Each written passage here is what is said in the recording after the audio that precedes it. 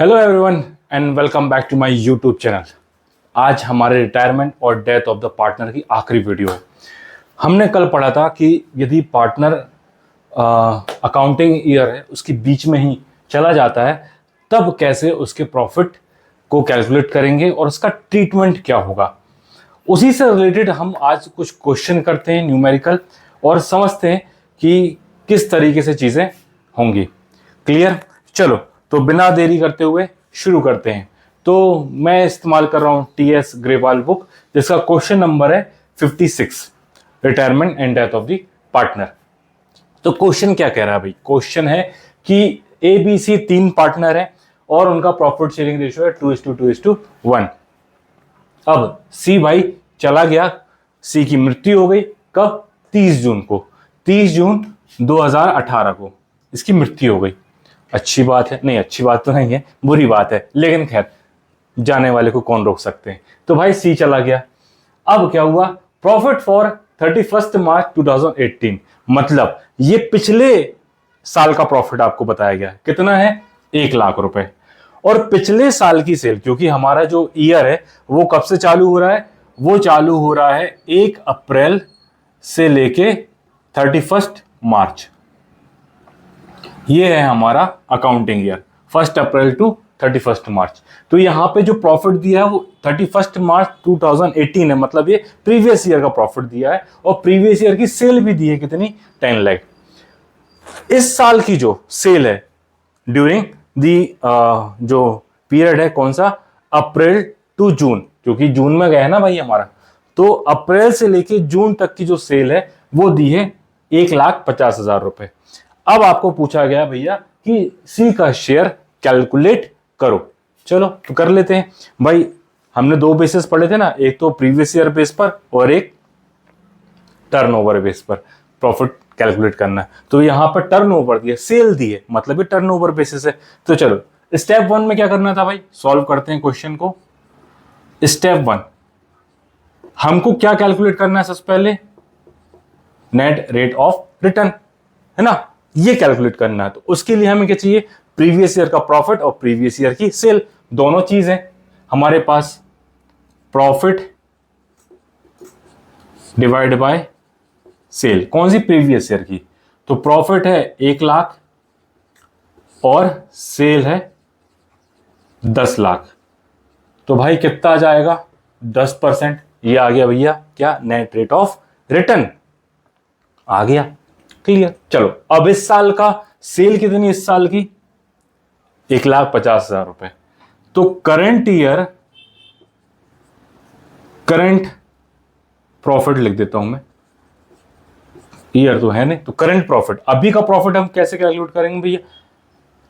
1,50,000 रुपए during the period का हमें दिया है सेल, मल्टीप्लाई बाय 10%। तो कितना आ गया भैया? 15,000 रुपए क्या आ गया? प्रॉफिट। ये फर्म का प्रॉफिट है। किसका प्रॉफिट है? फर्म का। अब सी का प्रॉफिट कितना है तो निकाल लेंगे। C's share in profit. भाई प्रॉफिट में सी का कितना हिस्सा है? तो 15,000 रुपए फर्म का है। सी का हिस्सा कितना है? 1/5। सी का हिस्सा कितना है? 1/5। तो 5 एकम 5, 5 दिया 15। तो कितना आ गया भैया? 3,000 रुपए। ये आ गया सी का शेयर। हो गया क्वेश्चन। यही बस पूछा था कि सी का प्रॉफिट में हिस्सा बता दो, हो गया। यदि ट्रीटमेंट पूछता तो ट्रीटमेंट हम क्या करते हैं, क्योंकि यहां पे कोई प्रॉफिट शेयरिंग रेशियो चेंज नहीं हो रहा, तो PNL suspense account debit to C's capital account, बस हो गया। 3,000 लिख देते वहां पे, हो गया, है ना।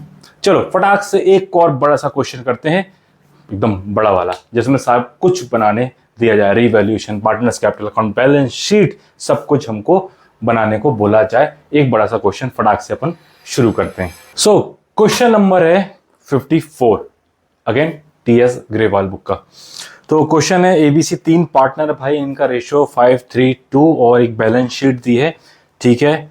और फिर नीचे दिया है कि भैया सी रिटायर हो गया है 30 जून को, 30 जून 2018 को, मतलब बीच में ही रिटायर हो गया है।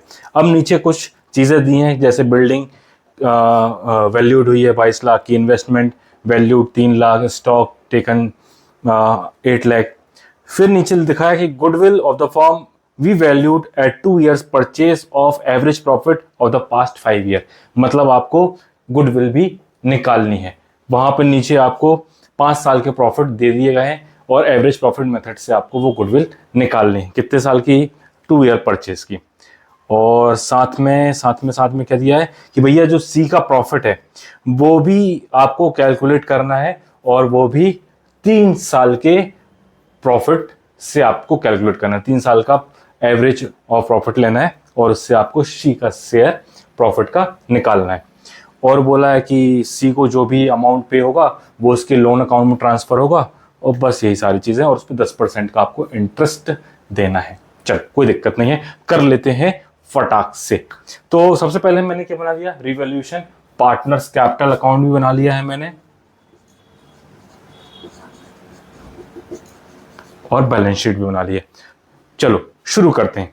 तो रिवैल्यूएशन एक साथ तीनों क्वेश्चन मतलब चालू करते हैं। तो पार्टनर्स कैपिटल चालू कैसे होगा? By balance BD. तीनों की ओपनिंग कैपिटल दी है यहां पर 11 लाख, 11,40,000 और 7,60,000।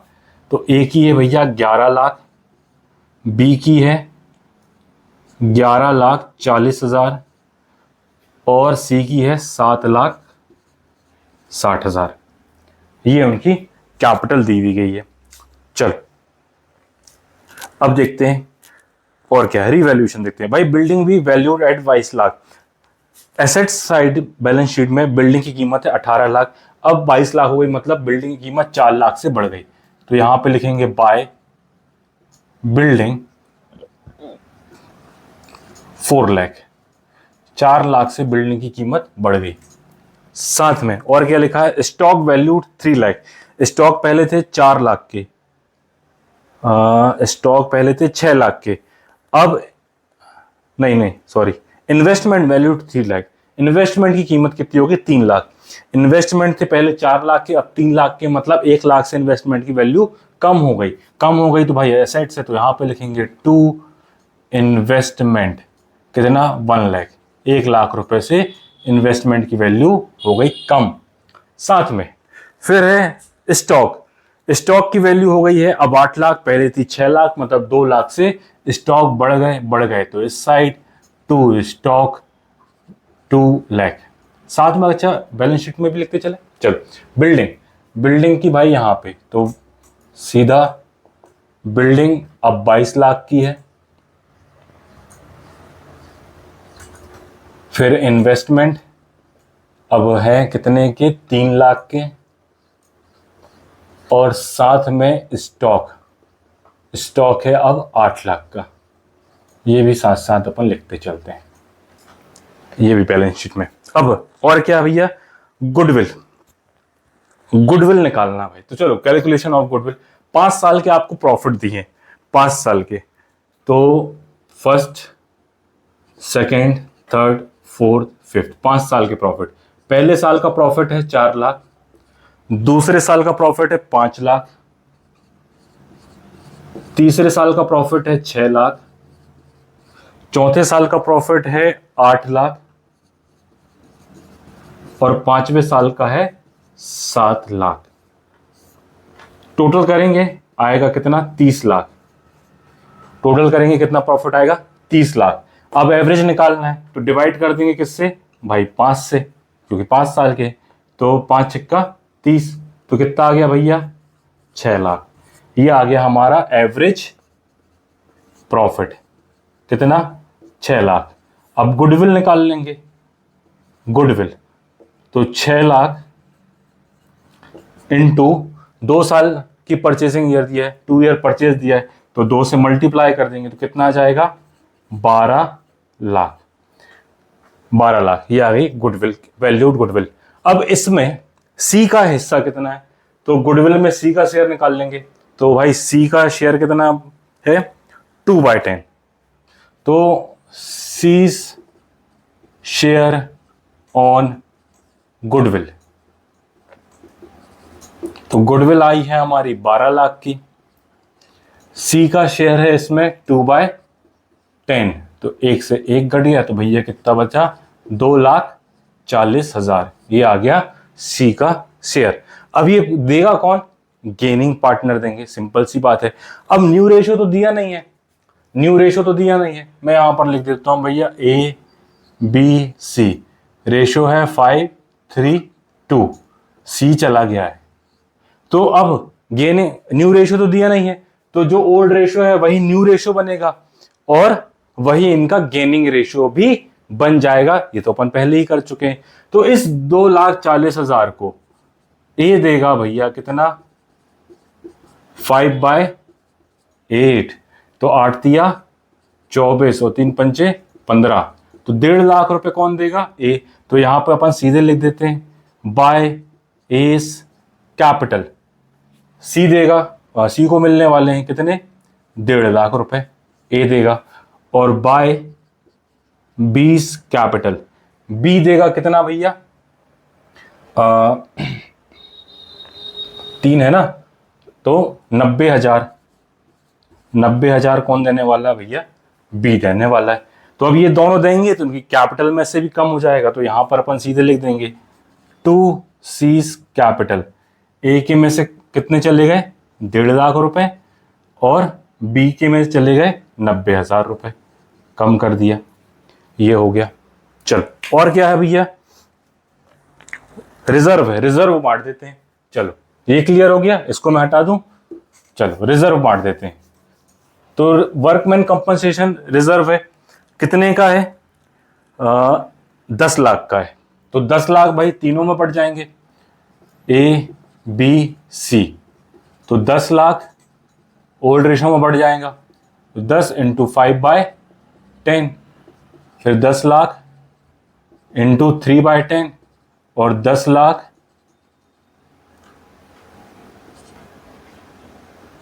× 2/10, तीनों में बांट दो भाई, 1 0 से 1 0, 1 0 से 1 0, 1 0 से 1 0, तो भैया सीधा आ गया कितना, 5 लाख, 3 लाख और 2 लाख। तो यहां पे क्या लिख दूं मैं, बाय रिजर्व 5 लाख, 3 लाख और 2 लाख, ये रिजर्व का भी बढ़ गया। अब और क्या है, और कुछ है, एम्प्लॉय प्रोविडेंट फंड दिया है, वो उसको नहीं बांटा जाता, कई बार बता चुका हूं इस बारे में। अब क्या करना है, सी का प्रॉफिट में शेयर निकालना है, और बोला गया है कि भैया जो प्रॉफिट कैलकुलेट करना है वो 3 साल के प्रॉफिट का एवरेज लेना है, ठीक है, पिछले 3 साल के, तो चल वो भी कैलकुलेट कर लेते हैं।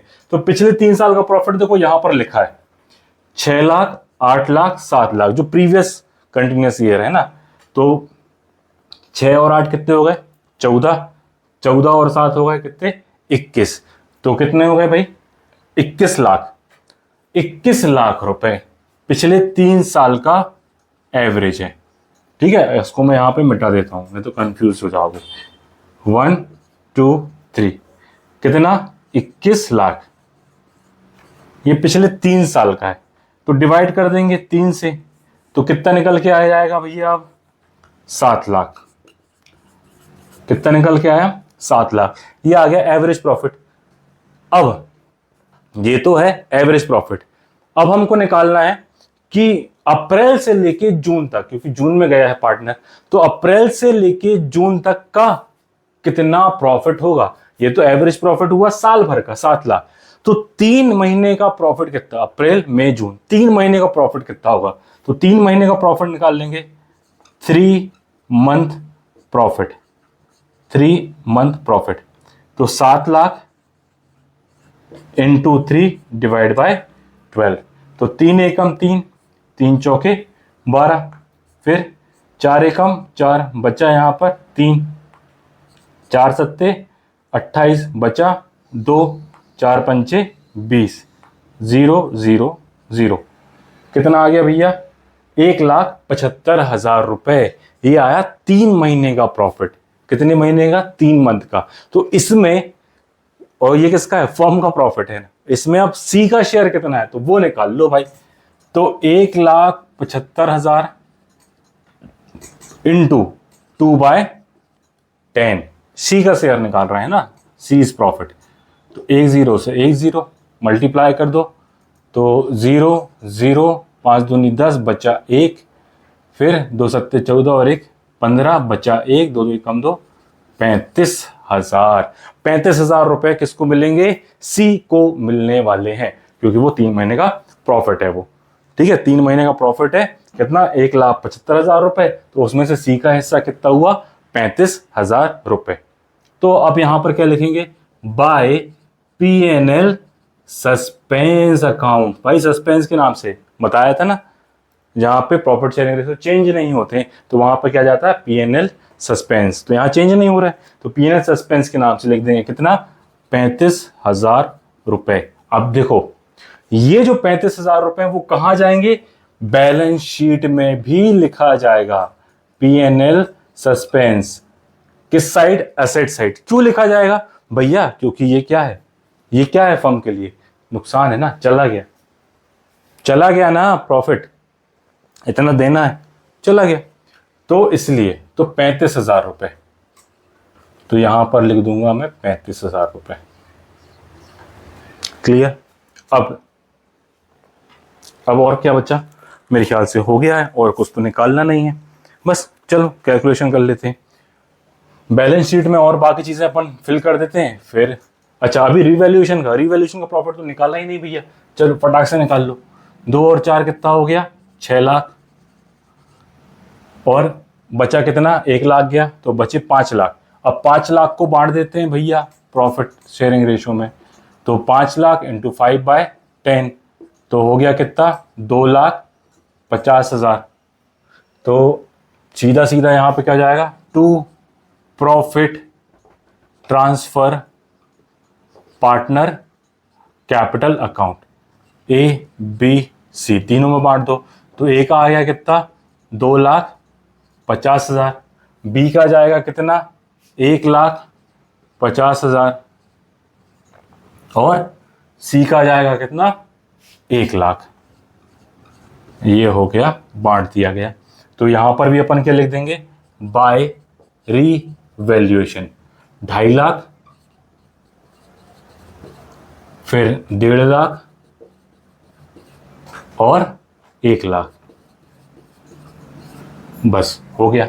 अब बस बैलेंस निकाल लेते हैं फटाफट बिना देरी करते हुए। चलो पहले सी का कैलकुलेट कर लेते हैं। तो यहाँ पे क्योंकि सी का लोन अकाउंट क्रिएट करना है, तो सीज लोन अकाउंट कितना जाएगा भैया? सी को कितना पैसा देना है? देखो 1 लाख और 1.5 लाख कितने हो गए? 2.5 लाख। 2.5 लाख और 2 लाख कितने हो गए? 4.5 लाख। 4.5 लाख और फिर 90,000, मतलब कितने हो गए? 5,40,000। 5,40,000 और 35,000, 5,75,000, 5,75,000 और 7 लाख, तो 12,75,000 और उसमें 60,000 और जोड़ देंगे तो कितना हो जाएगा? और 13,35,000। 13,35,000 ये आ गया सी के लोन में। 13,35,000 भाई सी का लोन। तो यहां पर अब देखो लायबिलिटी साइड भी यहां पर आ जाएगा भाई। सीज लोन कितना भाई? 13,35,000 लायबिलिटी साइड। और क्या क्या चीजें? फिर क्रेडिटर है 2 लाख के, क्रेडिटर 2 लाख के हैं, बैलेंस शीट में लिख देते हैं। साथ में और क्या है? एम्प्लॉय प्रोविडेंट फंड कितने का है? 2 लाख का ये भी है, तो 2 लाख ये भी हो गए। सीज लोन 13,35,000 और फिर आ जाएगा क्या? पार्टनर्स कैपिटल, वो अभी हम निकाल रहे हैं। चलो अब इस साइड की कैलकुलेट कर लेते हैं। तो भाई 11,40,000 प्लस 3 लाख तो हो गए 14,40,000, फिर 1 लाख हो गए 15,40,000 और 15,90,000, तो 15,90,000।